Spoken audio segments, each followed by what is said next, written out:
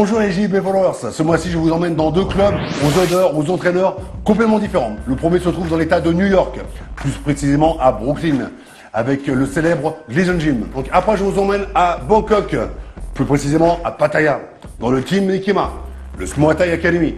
Donc tout près du Fairtex. N'allez plus au Fairtex, le Fairtex c'est fini. Allez chez Stéphane Nikema, ok? Donc Stéphane, c'est un big up pour toi mon pote.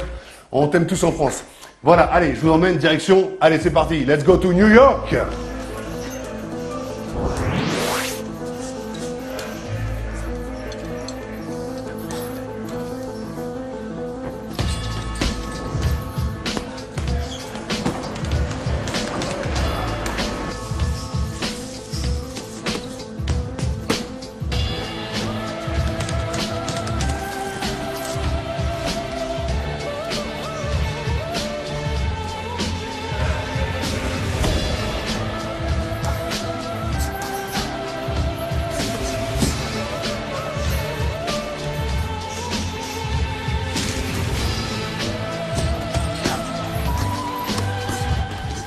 Brooklyn, pourquoi le Gleason Gym? Parce que tout simplement, le Gleason Gym se trouve entre deux fabuleux ponts. Le Brooklyn Bridge et le Manhattan Bridge. C'est là où a été fait le film était une fois en Amérique. Donc déjà, ça plante le décor. Deuxièmement, l'odeur là-bas est différente parce qu'il y a 4-5 rings, dont un ring de catch. Donc ça fait beaucoup de gens, beaucoup de sueur, beaucoup de pas qui ont été faits dans ces rings, beaucoup de guerre. Il y a aussi le film Raging Bull qui a été fait là-bas, d'accord? Il y a des mecs comme Mike Tyson, comme Thomas Ernst, comme Marvin Marvelous Hagler, Mohamed Ali qui est venu s'entraîner là-bas, Lewis qui est venu aussi là-bas. Enfin voilà, c'est à chaque fois qu'il y avait des gros combats au Madison Square Garden, les boxeurs allaient s'entraîner là-bas. Donc c'est sûr que le directeur de là-bas, qui est un phénomène, qui est un tout petit, qui pourrait sortir d'un conte de film, lui et les entraîneurs, c'est quand même quelque chose. Parce que quand on arrive là-bas et que les mecs et les entraîneurs sont en train de manger leur burger ou leur omelette au blanc d'œuf, et en même temps se font masser et attendent que les boxeurs pro viennent, et en même temps on se charrie, en même temps on se croirait vraiment, quand on est au milieu de ça, on est vraiment dans une rap song, une musique de rap.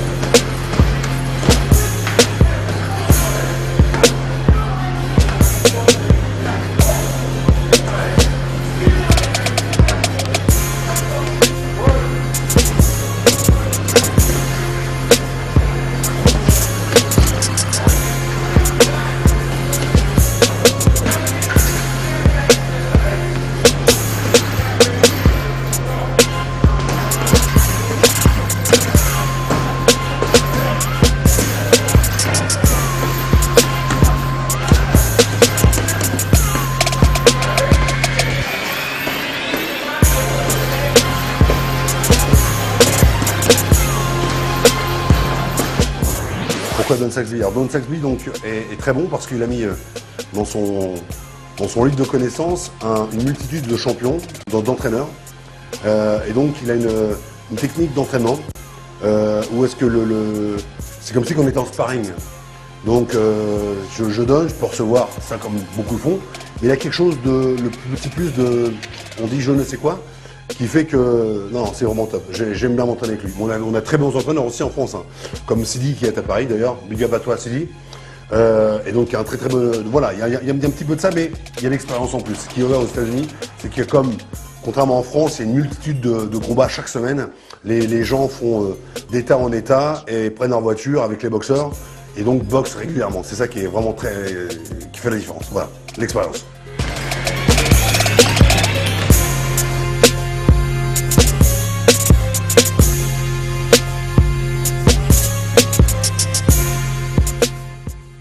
fait, oui, Don Smith me connaissait parce que ESPN retransmettait donc pas en direct le K1. Et le ESPN est un peu la chaîne de chevet de tous les entraîneurs, de tous les boxeurs d'ailleurs aux États-Unis. Donc il y a de la boxe toute la journée. Donc oui, il me connaissait. Ouais.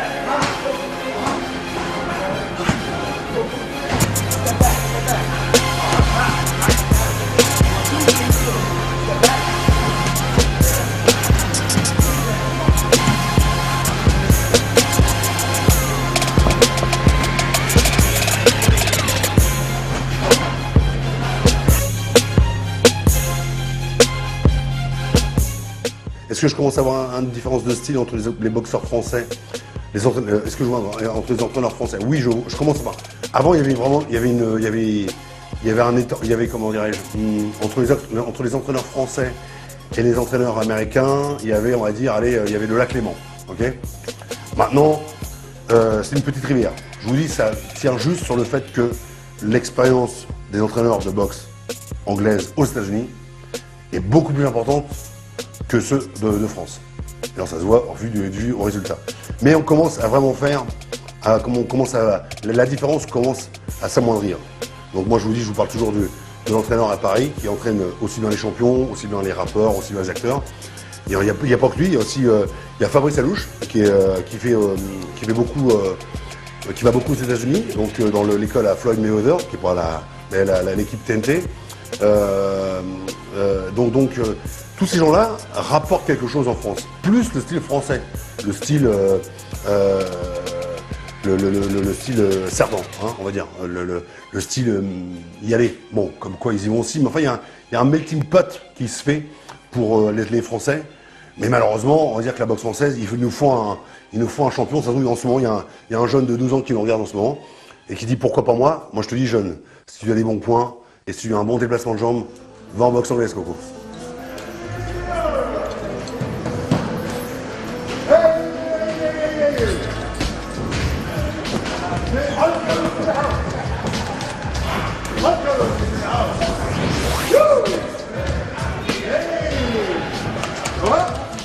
Alors Jerry Babyface Miller, je l'ai connu donc il y a à peu près 5, 6, 7, il y a à peu près 7 ans.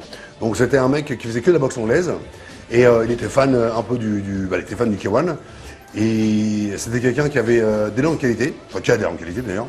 Et donc c'était marrant parce que non, il avait une tête d'enfant pour un corps de poids lourd et donc on l'appelle Jerry Babyface Miller.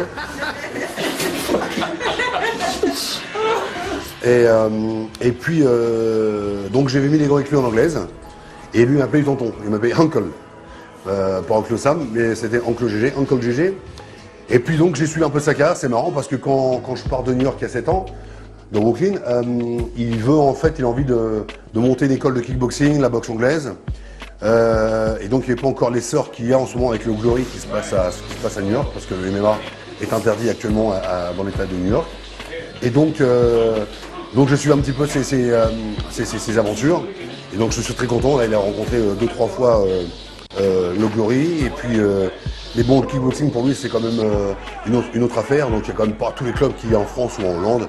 Donc forcément, les résultats n'ont pas été escomptés, c'est-à-dire super grosse victoire. Mais par contre, il a quand même tenu face Enfin, c'est le Mercoco Cup Tiger. Et donc, non, je suis très content de lui et c'est pour ça que j'aime le retrouver là-bas à Brooklyn. Jamal Bemia, the next heavyweight champion from Brooklyn. Oh, man, he's going to go in the house. Yeah. I remember he was a kid. We're going to make him move the team. I want to put him in my head.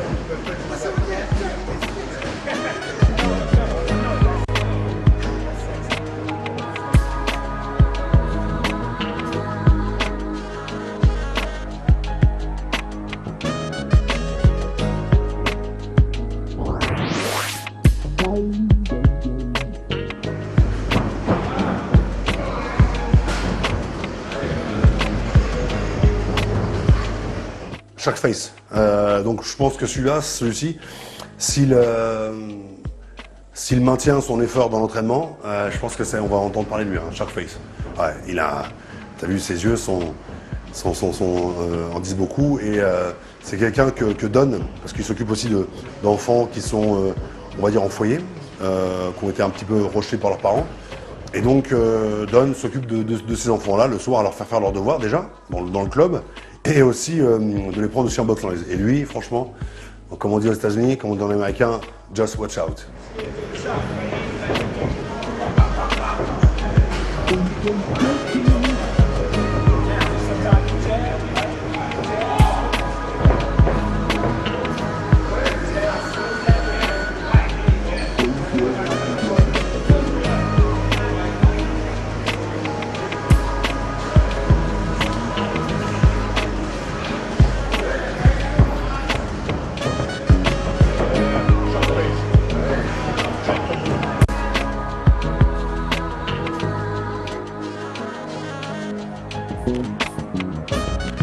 Donc j'espère que New York vous a plu, ville que j'adore. Allez, direction pour la Thaïlande, allons retrouver Monsieur Nikema. Birds flying high, you know how I feel. Sun in the sky, you know how I feel. Breeze drifting on by, you know how I feel. It's a new dawn, it's a new day. It's a new life for me, yeah. It's a new dawn, it's a new day. It's a new life for me. Ooh, ooh, ooh. And I'm feeling good.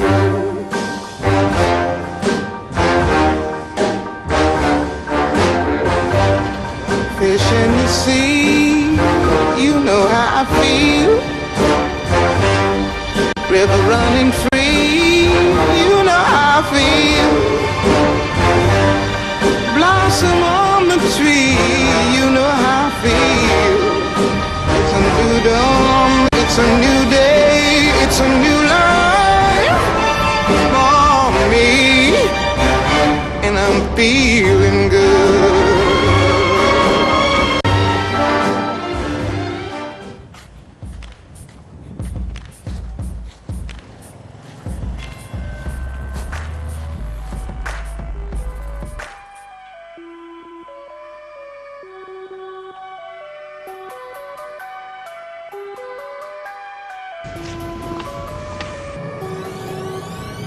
Bon, Stéphane, tu vas bien?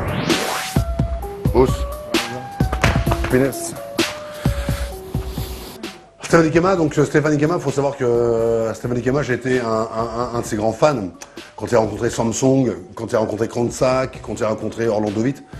Moi, pour moi, je me rappelle, je regardais ses combats de boxe sur TF1, c'était à 22h30, avec Philippe Lustig, qui était commentateur. Et donc, je me rappelle, après, le lendemain, j'allais kicker le sac à la Samsung, où j'essayais de mettre des coups de genoux à la Stéphane Nikema. Non, j'étais à 16 ans, entre 15 et 16-17 ans, j'étais vraiment un féru des passages télé des combats à Stéphane. Puis bon, j'étais là pour son dernier, Mourad Sari d'ailleurs, qui est aussi un très grand boxeur, hein, bien sûr, mais ça, on pourra ouvrir un autre chapitre. Mais non, j'aime bien ce Black Diesel Noy, comme on l'appelait là-bas. Parce que Stéphane, c'était mon pote, c'était mon entraîneur. Après, je l'ai emmené avec moi. Quel plaisir après d'avoir à 17 ans un fan, d'être fan de quelqu'un, d'essayer de reproduire ses gestes. Merci. Et puis après, et après de le prendre comme entraîneur 15 ans plus tard. Quelque part, c'est magique. Bon, allez, hop. Yak. Ah, c'est vrai qu'il est sourd. J'ai oublié.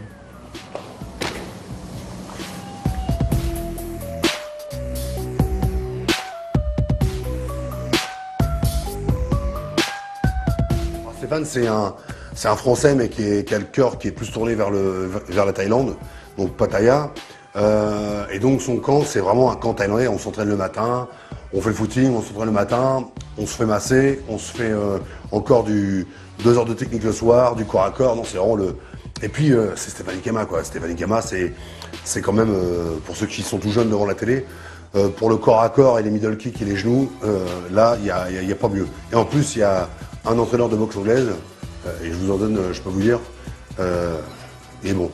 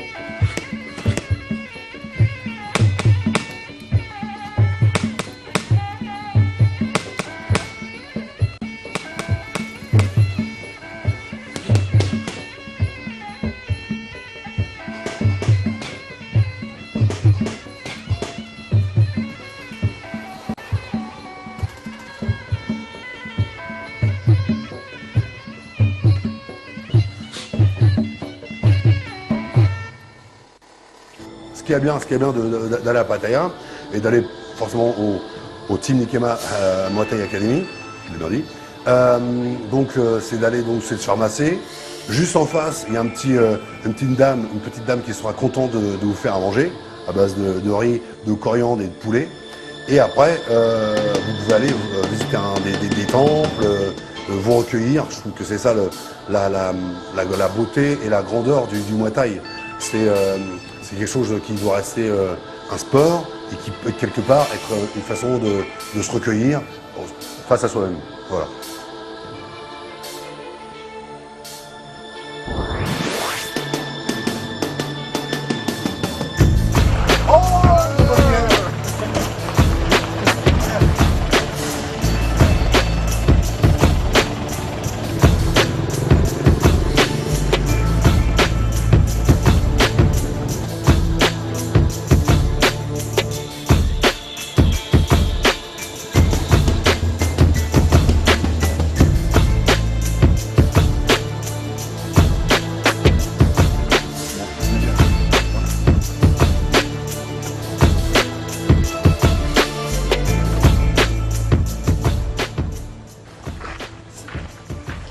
Comme dans Bob l'éponge.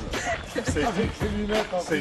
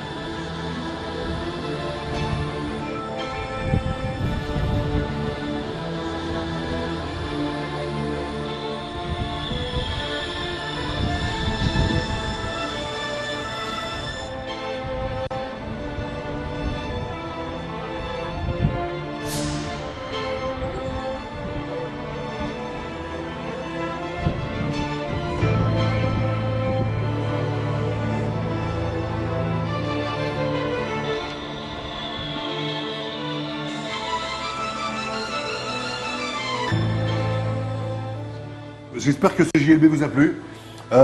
C'est bien de voyager un petit peu avec nous. À chaque fois que je prends la caméra, j'ai l'impression d'avoir avec moi tous les JBL Followers.